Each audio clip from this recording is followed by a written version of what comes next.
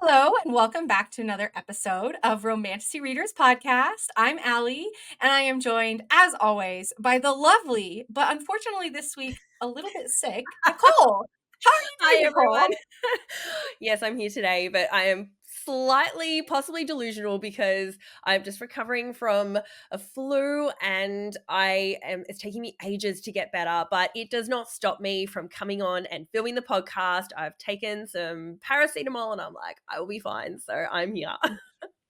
The show, or rather the podcast, must go on. Actually, I have a slightly croaky throat and it actually sounds kind of nice. Like sometimes when I you're sick, you have know. that cute little croaky throat and it's like, oh, that's so Yeah. cute. Hopefully I've got that going on today. Fingers We need crossed. we need to I'm sure neither of us will have quotes, like favorite quotes from the female, but because it's always from the MMC, but it's like we need to have a favorite quote from a female because you can say it all Yes, like sultry. that's right, with like that husky voice and it just sounds Yeah. extra good. Yeah, I'll aim for that today. In the quote section of today, I will aim to make it sound husky and Yes. sexy. Well, before we get too far in, I wanted to tell everyone, so we're trying a bit of a new format today where we're going to keep the first 15-20 minutes of the podcast episode spoiler free. So if you haven't actually read The Bridge Kingdom, that's okay. You can listen to the first 15-20 minutes and decide if you want to read it. And then if you have read, then you can finish the episode or you can go read it and come back and finish the episode. So just if you are listening to this and you haven't finished it, that's okay. We won't spoil anything in the first little bit. But before we get too far into talking about the Bridge Kingdom, we do have to talk about what we're reading this week because that's very important. Nicole, what have you been reading while you've been Oh, sick? What's been your sick bed? oh my gosh. Well, I mean, the Sick one bed good thing about being sick is that you get time to read. Like you can Yes. go, awesome, take time off work, and now I have a permission to just read. And I had the perfect book to just spend all my time reading, and that is When the Moon Hatched. I had been hearing so many good things about this. The fantasy fangirls have been preaching this book, saying how good it is. So I was like, okay, this is priority one. I need to put everything else down and I have to read this book. And it has not disappointed whatsoever. It is amazing. It is just, oh my God, my mind is just blown. I just finished it last night and I'm just going to go back and read it again. I'm actually right now trying to decide, do I go back and just read the last 150 pages or do I read the whole thing or do I do both? Maybe I'm just going to do both. I'm just, my mind is exploding. How about you? I am 20% of the way through When the Moon Hatched. So and I'm loving it. There is definitely a podcast episode on When the Moon Hatched coming in our future. I It's so cool because it's fantasy, but there's so many aspects of it that feel like a sci-fi, even though it's fantasy, Yeah. because it has the way that it and I won't get too deep into this because we'll save this for the actual episode, but the way that it throws you into the world Yes. without explaining all these different mechanisms of the world feels very sci-fi to me. Oh my gosh. You just Yeah. the first 10 chapters, I don't even think I knew what was happening. I was just like, "What is this world? Who are these people? Where are we?" And you start with 20 pages of encyclopedia. Like the start Yeah. of it is just explaining all these words and the characters, and of course, none of it sunk in whatsoever. And No. then you're reading And it. then you go back and look at it as Mind you're you, reading. it is actually quite readable though. I found once it started the story, it wasn't too hard to follow. I thought this was potentially going to be quite a complex book, but it wasn't. But No. it probably you're only just starting. I feel like once it got to about the halfway mark, that's when it sort of ramped up in epicness because Yeah. there's just so much going on in the world. Like you can just tell as soon as you start, oh, this world's complex. Like this is not just a light-hearted romantasy book. This is there is lore, there is magic, there is dragons, there are it's like Game of Thrones crossed with Throne of Glass. I feel like Throne of Glass is the closest to this book. Yeah. Yeah. Even there's hints of Notebook in there, which you might understand later. There is I think I'm suspecting what that is. So I think you just confirmed from me something I was suspecting. So I won't spoil anything. yeah, but there's just Yeah. it's so, but Game of Thrones, that's pretty epic to say. I mean, obviously you got the wall and you've got, the cold part of the world, and then you've got the hot part of the world, and oh my God, it's so And good. that's what makes it feel so sci-fi to me is And especially the way that it does just drop you into the story. It's very world driven as opposed to being character driven. And I Yeah. feel like so much of what we read is character driven. I can't, maybe by the time we actually record a podcast episode on it, I'll have my thoughts more succinct on here. But there's something about it that just feels so unique because it's like blending like sci-fi vibes with magic and fantasy, which I'm thrilled about. So I'm only Yeah, 20% of the way and through. there's politics, there's like it's not overly complex, but the elements are there, and Yeah. there's the potential that the author's going to take those things even further in the next book. And it's like it's got all those typical romantasy plot points that you really want to see, and they're ticked and they're done so well. Like I actually came out of this book, I really enjoyed it. Where we've had some books lately where I felt frustrated, like Spark of the Everflame, for example. I did not feel frustrated by this book. I just enjoyed it. I just cannot wait for the next book, and I just want to go read it again. Like I don't think I've been this excited about a book since Fourth Wing. Just having that need to just go back and reread it Wow. immediately after, kind Okay. of going, oh, I'm not ready to leave this world yet. I need to reread that section. I need to reread. And I've also heard people saying that the reread, it's like you're reading a whole different book again. There's so many Easter eggs in the book that you like when you reread it, you pick up all these different aspects. So I'm not done with this book yet. Let's just say that I'm not done. I'm going to reread it straight away. I'm super excited. So I'm only 20% of the way through because I read 2 other books since the last time we recorded.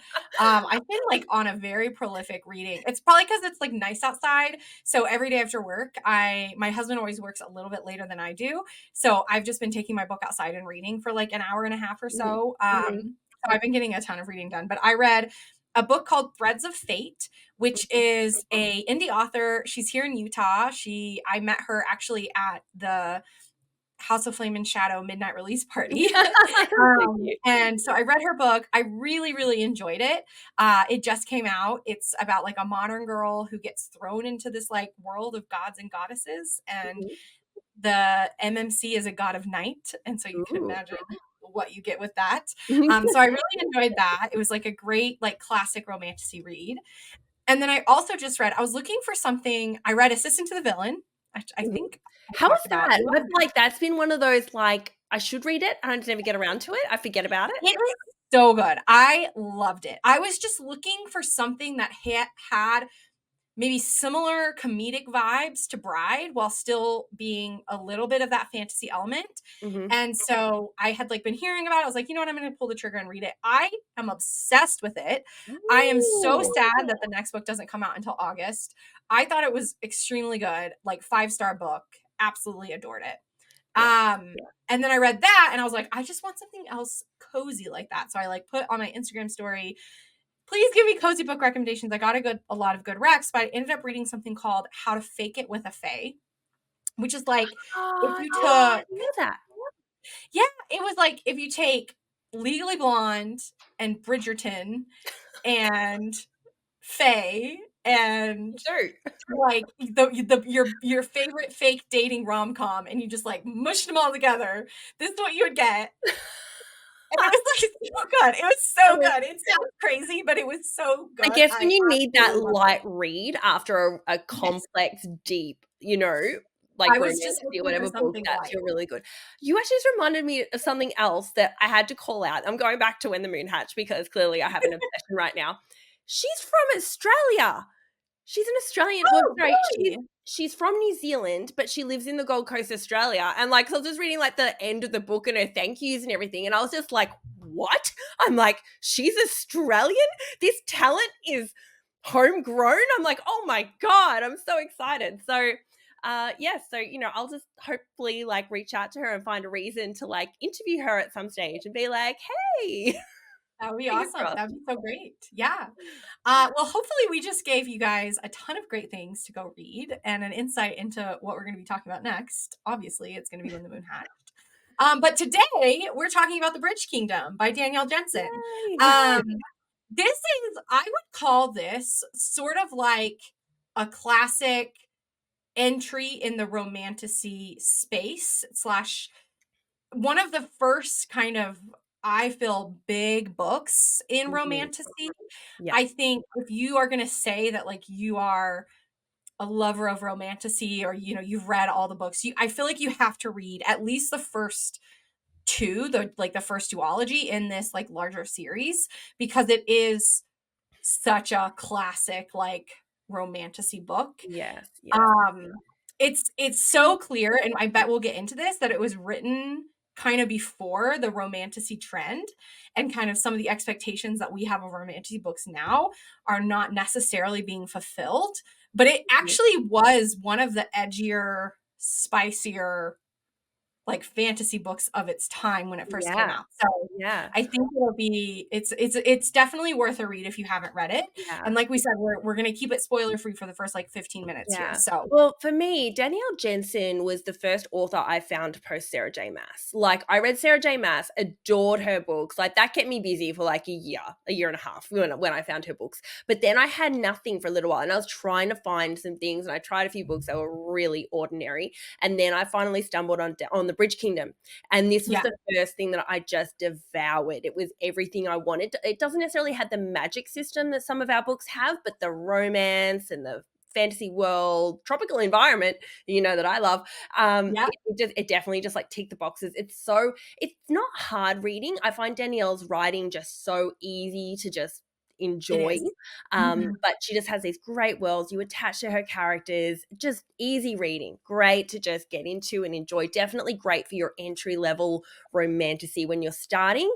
This is a great one to get started with, particularly if you're a little bit scared of like maybe you haven't read Sarah J. Maas. You might have started with Fourth Wing and you're looking at Sarah J. Maas and going, wow, there's like 20 books to read there. That's a lot. This is probably an easier one to just start with to warm yourself Yeah. up to some of those bigger, Mhm. epic kind of romantasy books.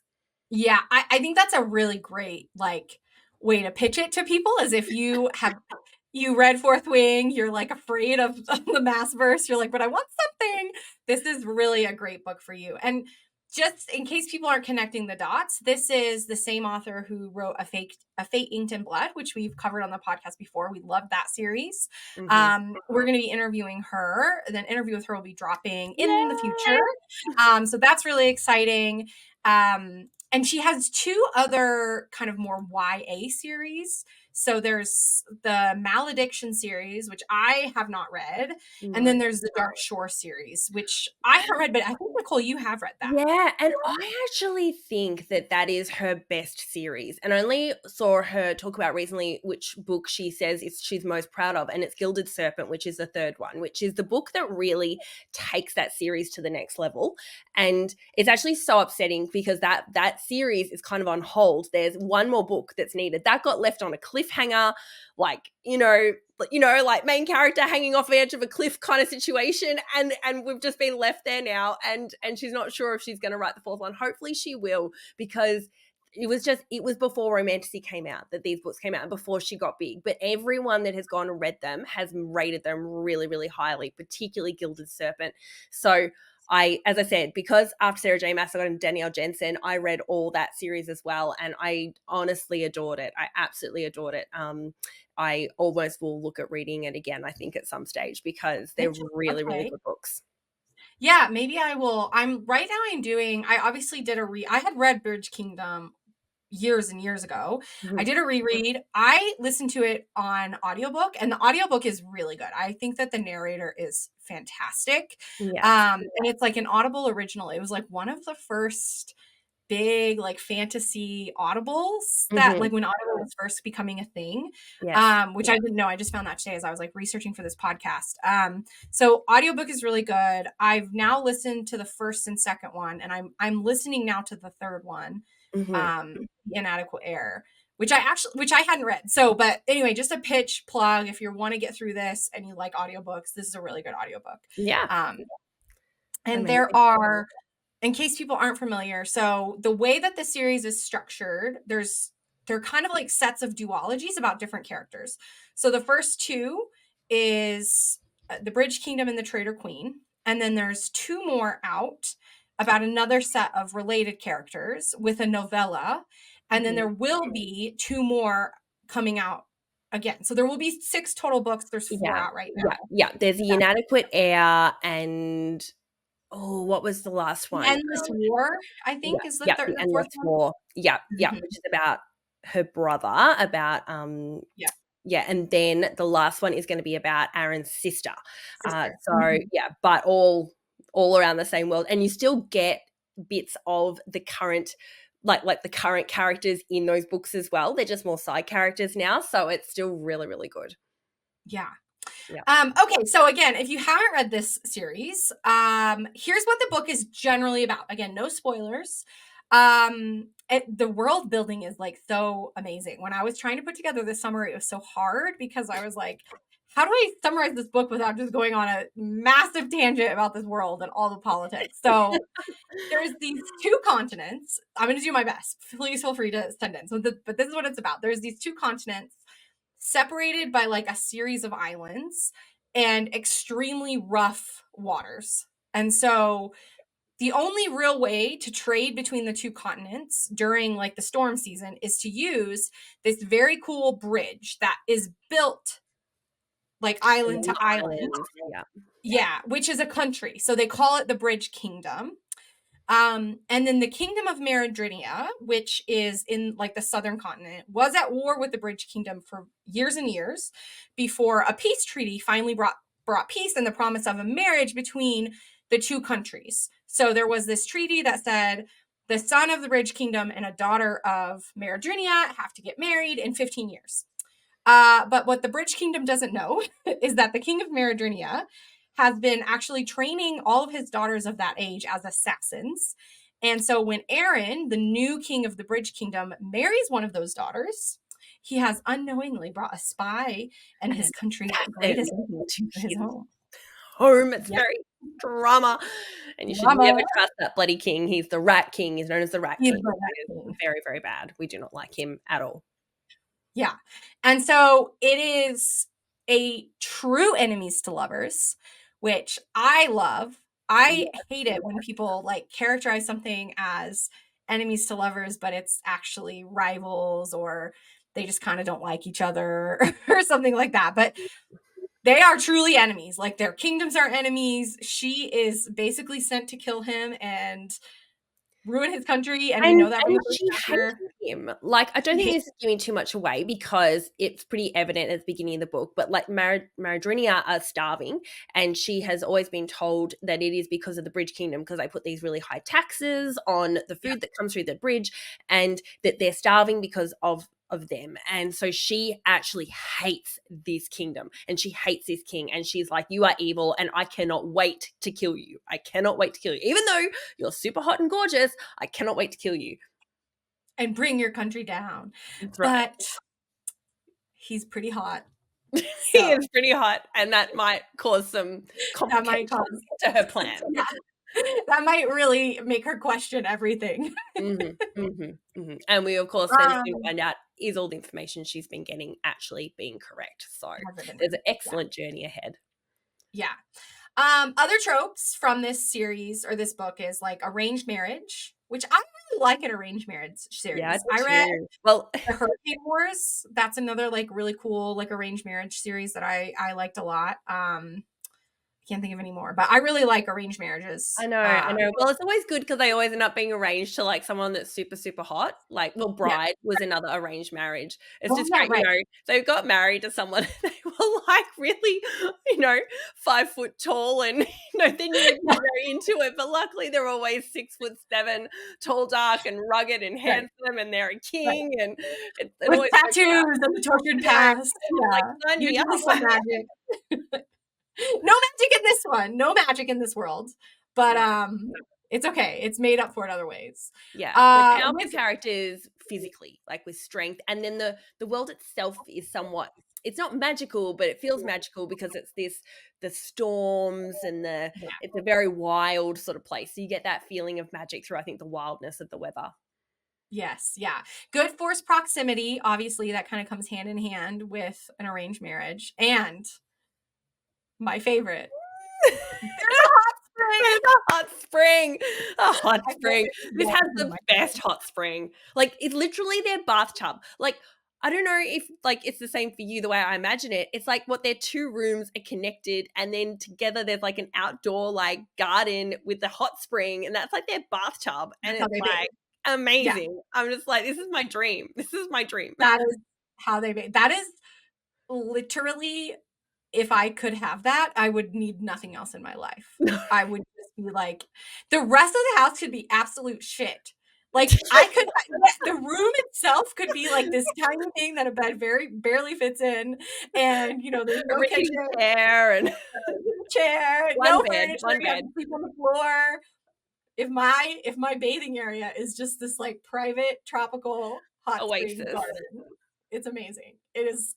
If you are like me and you love a hot spring, this is the book for you. Yes, yes. And if you're like me and you actually like a hot tropical environment, then this is also for you, because I like, so many of them are wintry and cold so they can rug up and stuff. No, I want it hot and tropical and sweaty.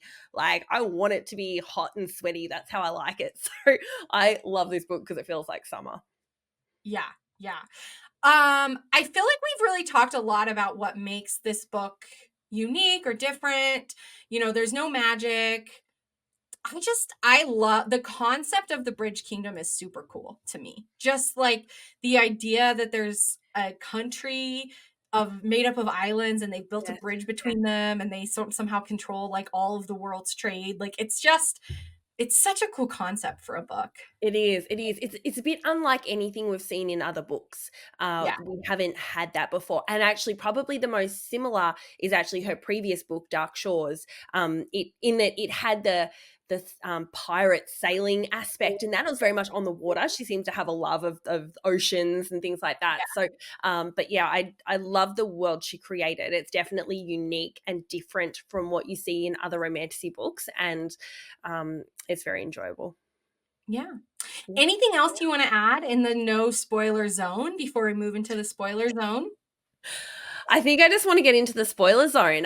Look, as I said, this is a book that I think you should definitely read. If you haven't read much romantasy, this is a great entry level. It's not too spicy, like it's got some spice, but not too much. So if you're sort of on that cusp as well, it's great for you. I would be very surprised if many entry level romantasy readers don't enjoy this book. I think it's a great book to start with and just very, very enjoyable. So go ahead and read it. Yeah. All right.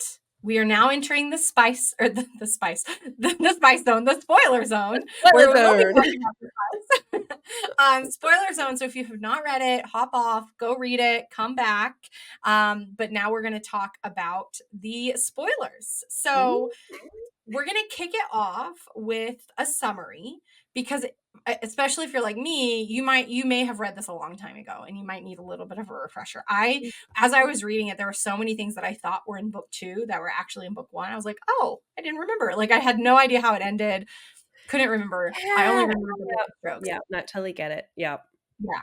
I'm going to do my best, but like I said, it's there's actually not that much plot, but there's so much to the world. So I tried to balance that. I know. It's world and it's hot MMC and feisty FMC.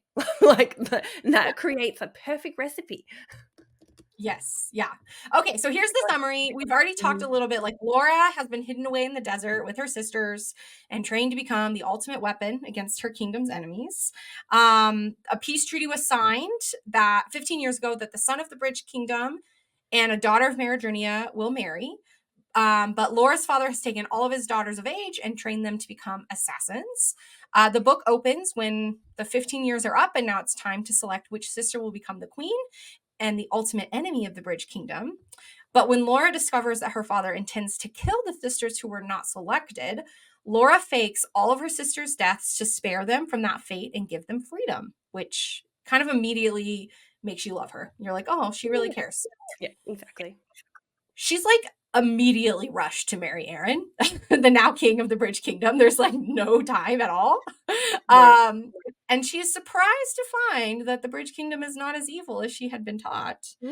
And finds herself making friends and developing some feelings for her husband, Aaron. However, she cannot be distracted from her mission. So one night, after she and Aaron get a little too close and he kisses her, and I guess it just freaks her out, she writes all of the secrets she knows about the Bridge Kingdom on invisible ink on every single piece of paper in Aaron's desk. Which is Brutal. That's very ruthless. Very smart of her. And I'm just like, and all I could think about was the sheer amount of time that would actually take to That do would that. I was like, that would like, because you're like, you got a quill and, you know, it's like you're dipping it. I feel like writing that amount would take a really, really long time. really long time. Takes Yeah, like that's not just your 15 minutes of I'm so angry at you and I'm quickly going to write this letter and send it off. This is like, no, no, no. This would have taken hours hours. to do. But I guess it's also And the at fact. no point does she change her mind. No, no. And think about, maybe I just got really upset because he kissed me and I actually liked it. And maybe he's not the bad guy that I thought he was. But at this stage, in fairness to Lara, she does still think that he's like, that his kingdom is starving her kingdom, and She she's does. very angry at them, and she still doesn't have the full story. So Right, she is maybe not making the smartest decisions at this time. right, right. So she and Aaron continue to build their relationship, and after a very intense fight, he takes her to Meridrinia to show her the truth that she has been lied to and brainwashed all of her life to believe the Bridge Kingdom is evil, when in fact it is actually her father, the King of Meridrinia, who is the villain of the story. Yeah. In this moment, Laura vows to give up her kingdom and to get revenge on her father, and she finally admits her feelings for Aaron after they both almost die in the waters. Mm-hmm. She destroys what she believes are all of the papers with her treachery. She thinks that she gets them all, and she and Aaron begin their true marriage. Laura becomes a great queen, even if Aaron's people still don't trust her. They have a magical and romantic storm season.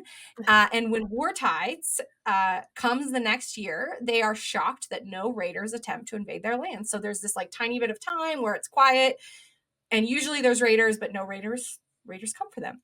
That is until the last few weeks of the calm season, when Meridrinia force uses all of Laura's secrets to not only invade but completely take over the Bridge Kingdom. It turns out there was one more piece of paper that she did not destroy, and it gets out. Aaron is furious with Laura, but can't bring himself to kill her. So he tells her to leave the island and never return. And she does, even with her heart breaking. Oh my God, this killed me so much. Like, for starters, and this is something that I actually picked up in my second read that I couldn't remember from my first, but that, like, he did find out that she was a spy. Like, he knew, and he's like, have you given away anything? And she's like, no, because she's like, oh, I destroyed all the evidence. And it's like, at that But she moment, doesn't even tell him about those no, if papers. he had said, oh, look, I did this, but I destroyed all the evidence, like, maybe that wouldn't have happened. But no, she kept it a secret. And then he's so betrayed. And then that, of course, leads to a whole nother enemies to lovers in the second book. We get The it second. all over again. Yep. All over again. And maybe this time even more intense, because like they He's really super angry at her. He is super pissed. yeah, but also super in love with her still. Mm-hmm. Very complex emotions. Yes. So let's talk about Laura and Aaron. What do you like? What do you not like? Oh, I love both of them. I love that Lara is this. Oh, is it Laura? I haven't listened to the audiobook, so maybe it's said as Laura. Is it They said say it as Laura in the audiobooks, I think, not Laura? Lara. Okay. Laura. I But love that she's kick-ass. I love that she's yeah, this really powerful assassin. She's pretending to be like meek and mild and doesn't know how to do stuff, but secretly she can like absolutely is super powerful, and she can like destroy people. She can do archery, she can do all of it. But and even like Aaron is there saying, oh, I really should have married someone who is actually powerful and can fight and all this. It's a shame that I married someone that's so meek and mild and useless. And where does Sarah is like, no, she's not. No, she's like super, super powerful. So I love that. I adore Aaron. I love the world. And I love even like when they first introduced to each other, there's this like marriage ceremony and he's wearing this like lion's mask. Like they have yeah, these big scary masks that they wear. So they're super scary to the outside world. And it just gives you this whole vibe. It gives you this whole magical sort of vibe that, as I say, still sort of exists, even though there isn't magic in this world. And it just gives you a real feel for this world and what it's like and the journey these characters are going to go on. yeah, absolutely. I like the number of times that Aaron is like, "Oh, I've married such a meek little Maridrinian Oh, princess," and you're like, princess. "Oh," and you just like you just want the moment where she shows herself to him, and she's like, "Oh, this is how badass I am." Like you just are craving that, and you don't really even get that in book one. I mean, he finds out she was a spy, but to protect herself, they like don't let her kind of show her that face of herself to anyone. They don't Yeah, like train together, they don't do anything. So everyone still thinks, even though he knows the truth, literally no one else does. Not yeah, his sister, yeah. not No. his advisors, it's just him. No, So it's like the only time he sees it, she like what she kills a shark with like a bow and arrow. Like yeah, that's the moment where he's kind of like, oh, I didn't know you could do that. And then there yeah, was like when she did go and rescue people, but to keep her cover, she just like rescued people like she was a healer. She didn't yeah, actually go and fight, even though she was super, super tempted to. So we yeah, haven't had that moment in the first book yet. Yet. yeah, yeah. And I do think that Laura is very relatable in how much she cares about her people and her sisters in particular. Like her love for her sisters, I feel like makes her kind of instantly redeemable. I Mhm. read, I was prepping for this episode, but also prepping for the Danielle Jensen interview. And I read a blog post on her website where she talked about in the original version of the book, she was going to have Laura kill her sisters, like Mhm. for real. And Yeah. then she was like, no, she can't come back from that. If she were to do that, she wouldn't be able to come back from that. And so, pretty early in the drafting process, like just had her fake it and, you know, for the readers to know that. And she was like, that was such a core. I'm so glad I figured that out because her love for her sisters drives so much of what she does and who she is as a character. Mhm, So, mhm. In saying that, I feel like I agree. I mean, I think that it definitely added so much more. Also because those sister characters come back in quite an important way in the future yeah, books, which is super awesome. But I because the king is so evil and ruthless, I could also have understood how she might have ended up with no choice but to do that as well. right. Like she's pretty lucky that she did kind of come up with a way that she could make it look like they died without them actually dying. She easily could have had absolutely no choice and gone, I have to do this and I have to be the most ruthless and that's just what I have to do. But yeah, Mhm, it would have been a mhm. much more like Game of Thronesy kind of book if that had happened. A lot more Yeah, evil. yeah. The other thing, I am often not critical because again, these are fantasy worlds. I get it. You know, you have to sort of just accept the known world. But sometimes I'm just like, oh, I just wish it was more believable that this Mm, 19-year-old was this amazing fighter, you know? yeah, um, yeah, like it's hard for me, like with like Throne of Glass, it's hard for me to always believe that like Aelin is this world-renowned assassin at yes, 19 years old. yeah, Um, but for whatever reason, I don't feel that here mhm, because we see we get little snippets of her childhood and what it mhm, meant growing up. And I can believe that if you were raised from 5 years old to 20, which is what I think she is, for yes, 15 years being tortured unless 100%. you like were good at assassinating and killing, that you could be at 20, you could be this like amazing spy and assassin and 100%. Yeah. The story is there to justify it. And this is my yeah, frustration with Throne of Glass is that they've got her as this like elite assassin, best assassin in the world at 19. But she really earned it? Like she sort of just yeah, like, oh, I'm just the greatest assassin. It was just kind of a bit easy. And yeah, we didn't really see that journey there. Whereas this, that there's been 15 solid years of being kept in the desert in this like training little academy with your sisters, doing nothing but training, torture, just strengthening you for this job you have to do when you're yeah, 20. So, and you're all competing against each other. Like it has set up this perfect sort of thing where you can go, yes, by 20, with this amount of training, you would be insane. You would be yeah, insanely good at being an yeah. assassin. So, And totally brainwashed and totally, you know, like everything about Laura is believable, yes. because the character development in this book is so expertly done. I mean, it's just woven through these tiny little snippets. It's Absolutely. And very and well it's done. all closed up. Like you can't you can't sort of, there's no loopholes there where you're like, oh, but like, couldn't she have gone? It's like, no, she was trapped in the desert with her sisters, and these guys teaching them and controlling them and torturing them. Like, they had no other choice, and they were sheltered from the outside world. They didn't learn anything from the outside world to what was really going on. So they were only fed the information that they wanted to give them. So it made it really, really believable and really enjoyable, and a true enemies to lovers. Mm-hmm. Mm-hmm. What were some of your like favorite scenes in the book? Well, you know how I love a hot tropical environment. And this book for me is my epitome of the hot tropical romantasy environment. So that is something for starters that I love. Just going to call that out first.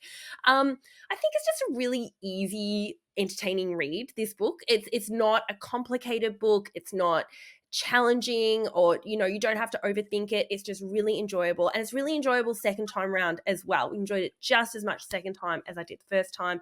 Very classic romantasy, with a lot of its enemies to lovers, forced proximity, a lot of those sort of typical tropes that we like to see in romantasy. So that's all ticking. Yeah, and I think that's sort of, and then just these great FMC and MMC that I think you fall in love with both of them. They both are so powerful and strong. I love Aaron as an MMC. He's so believing of Laura. Like, he just sees her and he's like, okay, she's gorgeous, and I actually believe that she's going to lead to peace in my kingdom and that. And I don't know, he's so kind to her when he really shouldn't be. He's like, it gives her a lot of freedom when he shouldn't. But he seems to see something in her. And I mean, I think it's just he's so attracted to her, he kind of can't help himself. And we just kind of Yeah. love that. So Yeah, absolutely. I have like two favorite scenes for me. I mean, like you said, it's definitely just like very plot driven, beat for beat. It's just really good. But the two that I like the most are not even like spice scenes, or they're just because they're just so funny. Is when Jor, Aaron's kind of like right hand guy, leaves them at Snake Island. So they're like, this is when like Aaron did the yeah. stupid Snake Island thing. And a snake is about to get him, and Laura like grabs a bow and shoots the snake, and Aaron realizes, oh crap, nobody would have that kind of aim if they hadn't been trained. And they're like bickering, and then Jor just like pushes them both out of the boat and is like, y'all need to figure out your levels quarrel, and leaves them. It's just funny. It's so funny. And that is what really like is the driver then of, in that moment, Aaron is like, oh, he knows, like, he knows she's a spy, and he's like, I'm taking her to Maradrinia. I am showing her the truth. Yeah. And they're sitting there fighting, and you're like, are they gonna fight? Are they gonna kiss in the wild? Like, what's gonna happen here? I love this. Is something I think Danielle does so well. Her banter between her So characters, like, so good, so good. yeah. Like, it just that moment that they're absolutely firing back and forth at each other. There's like, he's just died. They're yelling at each other, and then Jaws just like throws him in the water and is like, "You guys staying here on this sandbar until you figure your shit out. So I'm just gonna leave you, and I'm gonna come back in a few hours." Like, just loved it. Yeah. And then my second favorite scenes are, so she has really bad seasickness. Like, she's not very good at being in boats, but she knows she needs to learn about the bridge as a spy. And so she convinces her like guard to take her to the cove where all the activity is, and let her just like sit in a canoe to try and, like, under the guise of, I need to get my seasickness better. But really she's trying to watch and learn things, but she's just like throwing up over and over again. It's just Oh like my so gosh. funny. Oh. I find that hilarious. And then there are some like really sweet scenes where every day after battle, Erin kind of like stops off and gets in her little canoe, and they talk, and their like knees brush each other, and I it's know, so very much fun. Well, I had my favorite is, like, I loved the wedding for starters. I thought the wedding was great just because it's really kind of magical and scary, and I think it's storming, it's raining. Her dress has become see-through, so it's like already it's like a little spicy. And he's there, and he's like scary Just like Helmet. not moving, with like a movable wall of No, muscle, as I and then we sometimes get little describe. hints of, like, they're sniggering back and forth to each other and stuff that, like, with his, like, best man or whatever behind him, so we're getting little hints that maybe these guys aren't quite as scary as they look with their masks on, but I just love that as a initial introduction to the Bridge Kingdom and what they're all about. I also loved when, Laura had to poison Aaron with a kiss, like, he Oh, was so good. it was like he started to like because she'd put some like sleeping potion or whatever in his food and he'd somewhat fallen asleep. But because he's big and muscly, he obviously wore off really quickly and he started to wake up and she's like, oh crap. So she quickly like applied it to her lip and then she's just gone and she started to passionately kiss him and everything. They Yeah. have this steamy scene before he loses consciousness. And then she has to come out and go through the hot spring, losing consciousness herself to get herself back into her room before she gets caught. It was very, It's very so good. exciting. It's so good. And then he like remembers that for weeks. Yes. Like, and he thinks it was a dream. He's like, Dream? man, that was some kind of a dream. Like, And where they're like, it wasn't a dream. It wasn't a dream. yeah, and he was very into her. That's like early on. That's like 4 or 5 chapters in, I feel I like. love I love when a book gives us a little cheeky spice scene earlier Yeah. on. Like when you're not thinking you're gonna, you know you're gonna have to wait. You're like, oh, I'm gonna have to wait for ages. Then all of a sudden you get this little teaser, this little treat, as you say. And you're like, Mhm. oh, okay, this is fun. It definitely makes it enjoyable. And the last scene I really liked was, which is a really like pivotal scene, is the Eye of the Storm. Is when they're in the Eye of the Storm and they're finally like all of a sudden like they're in the middle of this storm and he's out there because I know he actually feels calm in storms because like when it's calm they end up at war. It's like when there's a storm it's actually time they can calm down. He's just there in this storm and she goes out to meet him and this is when all the truth is coming out and their walls are finally breaking down and they're finally accepting their love for each other and all that. So it's an awesome epic scene. And of course it happens in the hot spring garden. Of Like, course of it course. does. Because where else would you Has spend your to. time? That's where I would be. Where else would you go in the eye of the storm other than your personal private hot spring garden? No, of course. I mean, I feel like that's the safest place to be, right? In the water. Yeah, Like, you can't get of injured course. in a hot spring. I'm pretty sure it's a very safe spot. Yeah. I don't have any like worst scenes or anything where I felt like it dragged. Like there's again, it's just it's a tight like like less than 400 pages. I feel like it's a Yeah. very tight book. There's nothing that I don't like. I mean, there's things that are emotionally like, oh, what are you doing? But you can't say that you don't like that because No, you know it's that like it's it's important. intentional. It's intentional. It's not Yeah. like I didn't like the writing. And that's the beautiful thing about Danielle's writing is I don't think you get those scenes where you feel like it's fluff. It's always tight. She edits to perfection. Like there is no wasted, like if anything you wanted to add a bit more and go, you can actually build that out a little bit more. We could have more there. The only parts I had as not liking was like anything with Maradrina, Maradrina. Maradrina, however you say it, with her father, just because I hate him so much and I just wanted to be in the Bridge Kingdom the whole time. And so Yeah. as much as those scenes were actually super important, I just didn't like her father. So those scenes were not my favorite for me. And the only other one, which was more of a very intentional part, was when she writes with the invisible ink on those papers. I That know. just kills me because I'm just like, stop, don't do this. And Like, they finally kissed. I know They they just kissed and then she just goes and does that. And you're like, no.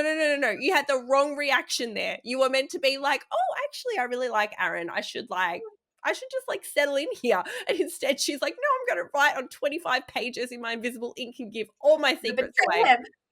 Yeah. Very I distressing. know. Mhm. It was super distressing. And from that moment, you're like, oh.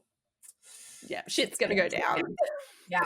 Yeah. You know, from that moment onwards. It's terrible when there's this half of me that wants the drama and there's a half of me that doesn't want the drama. That's like Yeah. wants the hints of drama and then it's like, oh, actually there's no drama. I kind of love Jennifer Armentrout so much for this reason because I feel like there are so many times where you think there's going to be drama and then it's just resolved really quickly.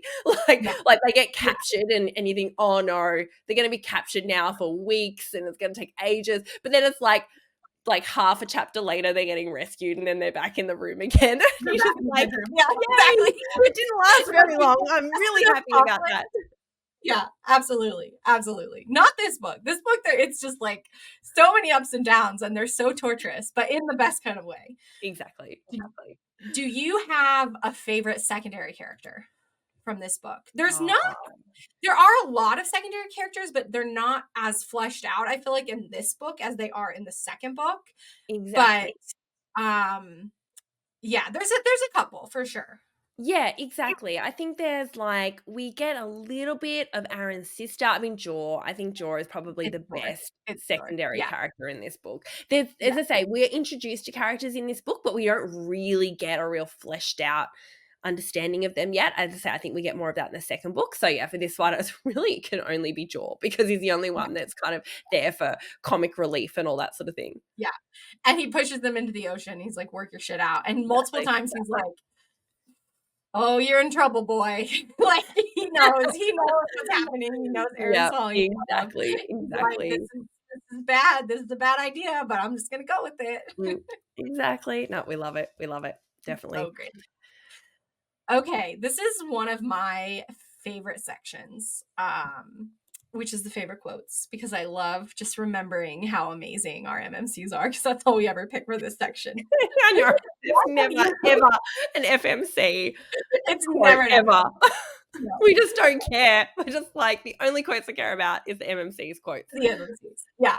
What have you selected as your favorite quotes? Okay. All right. Here I am with my husky voice. Let's see how it goes. Yeah. Since the moment I set eyes on you in Southwatch, there's been no one but you. Even if I'm a goddamn fool for it, there will never be anyone but you. So It's good. just That so one's so good. good. It's so good. Aaron, he doesn't have as many of the, like MMC, classic MMC lines, Mhm. but the few that he does have are really good. Yeah, yeah. Like, look, I think we like just read Spark of the Everflame, and like the level of her writing when it came to giving those epic quotes that were just like would just resonate with you were amazing.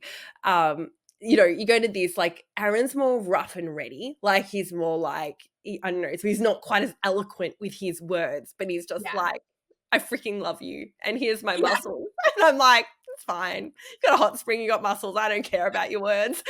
Yeah. So I picked one because again, we've said like one of the best things that Danielle Jensen does is the banter and the like, witty, cheeky things between characters. So I knew that you would get us covered for the profession of love. So Mhm. I picked one that's a little bit funnier. And this is of course Aaron as well. This is after they're like finally like in love. He says, "We can save the naked sprints for storm season. It's far more exciting if there's lightning biting at your ass." No, I love that. I love that. And that's more showing the banter between the characters Mhm. as well, which is really where the magic is in this book. So, yeah, that's a really good one. Love it. Yeah. Yeah. Mhm. Okay.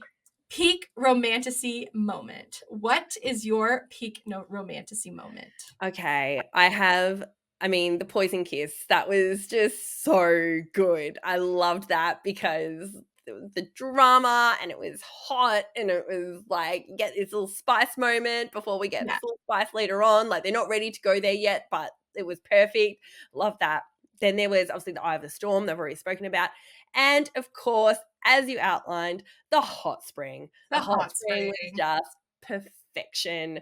Just love it. This was basically, I think this was my first hot spring. Like I think this might have been one of my first hot spring tropes in a romantasy book that I might have read. I can't think if there's been Yeah, another. especially if you read this after Sarah J. Maas. Exactly. Yeah, it definitely would be. Opened my mind to the world The of hot hot spring romances. And we get a great hot spring spice scene in Danielle Jensen's other book, A Fate Inked in Blood. That's right. Um, so are We're there hot totally gonna springs? have to talk to her about that. Like Oh, how I have that it must be question. a favorite trope of hers as well. It Yeah, has to yeah. be. Is there hot spring in Dark Shores? Do you remember? I can't remember. I don't think so. I don't think so.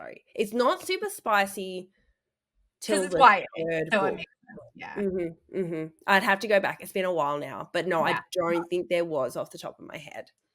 Yeah.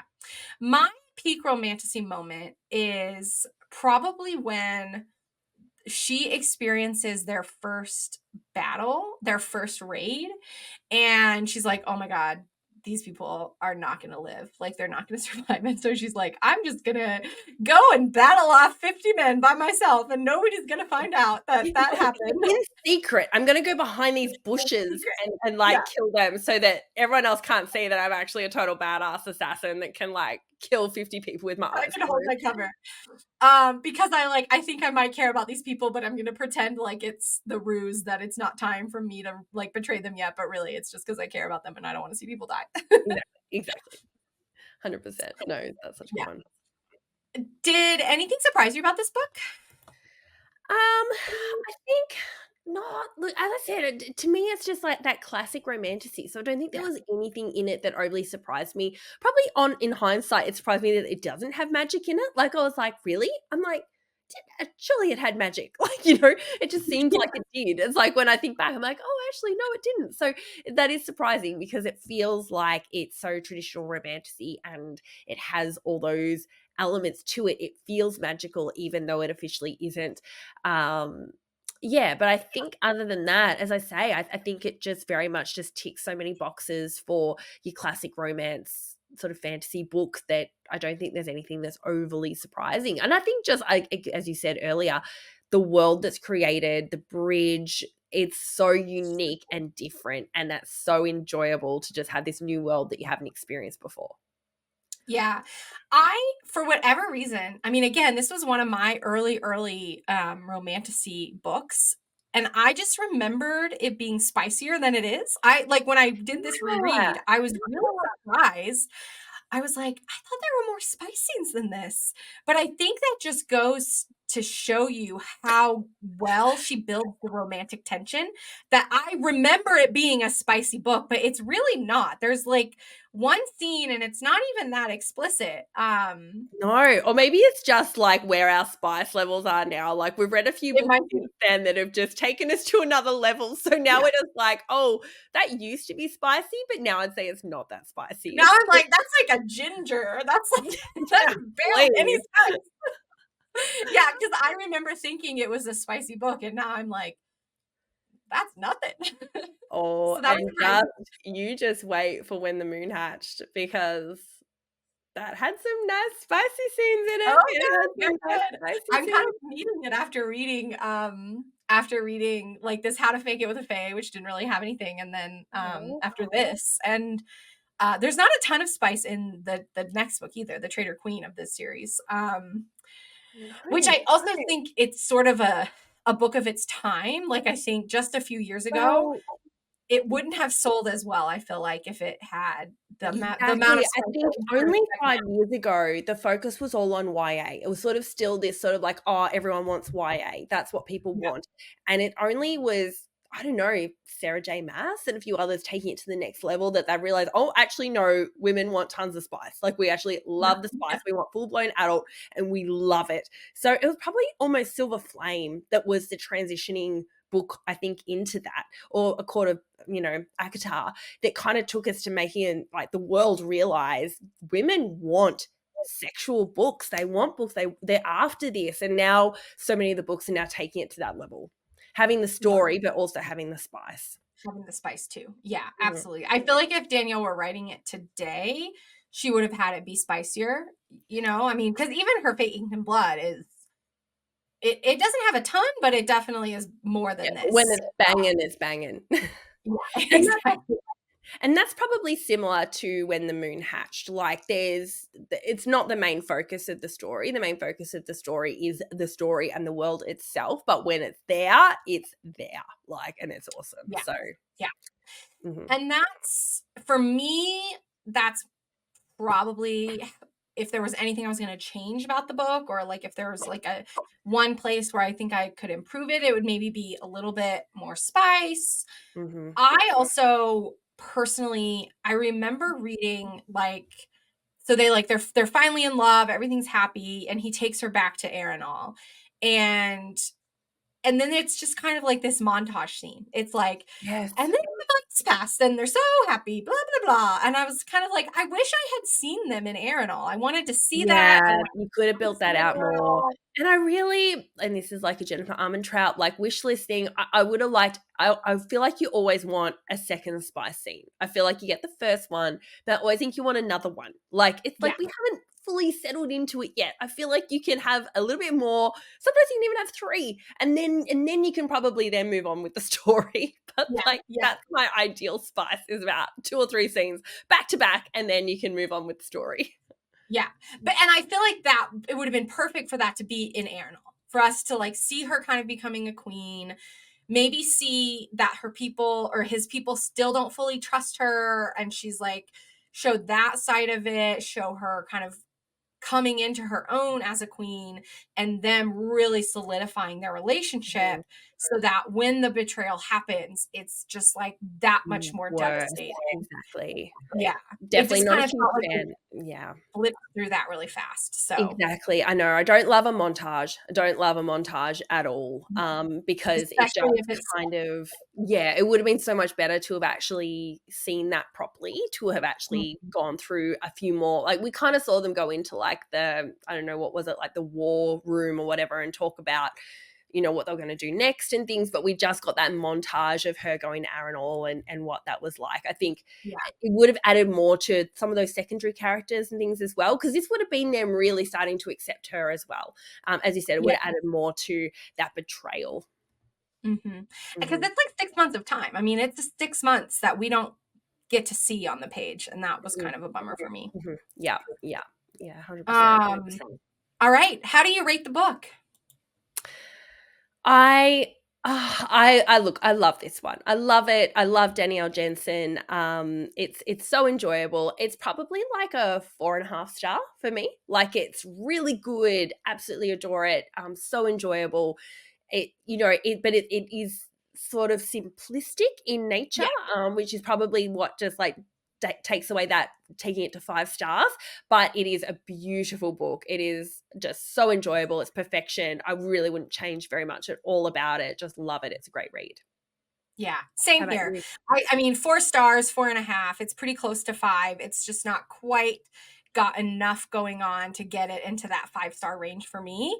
Yep. But for me, I will say my threshold for a 5 star book is that it's like infinitely rereadable. And I do feel that way about this book. I was 100%.